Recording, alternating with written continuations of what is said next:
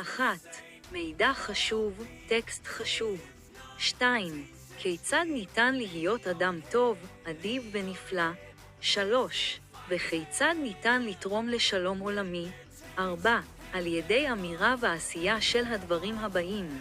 5. כל דת רוחנית, אמונה, מוצא אתני, מיניות ומין מתקבלים בברכה. 6. כל עוד הם מפיצים את המסר שחשוב להתייחס לכל היצורים החיים והחפצים הדוממים בכבוד ובהגנה, ולגלות לב טוב לכולם. 7. הדבר החשוב ביותר הוא לעזור תחילה ל9 הקבוצות הללו, ילדים, בעלי חיים, קשישים. אנשים עם מחלות נפש או רגשיות, אנשים שהם קורבנות של מניפולציה או שטיפת מוח, אנשים עם מוגבלויות שכליות ואנשים עם מוגבלויות פיזיות. 8. וגם ל5 הקבוצות האחרונות יש לעזור, הסביבה, חפצים דוממים, בינה מלאכותית ונשים וגברים בוגרים בריאים. 9.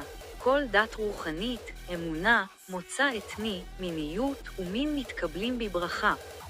מה יכולה להיות המשמעות של זה?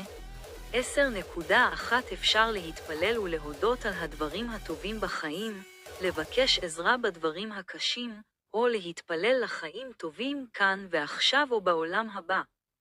10.2 אולי יש כמה אלימואל אחד, נביאים, יצורים חיים אחרים.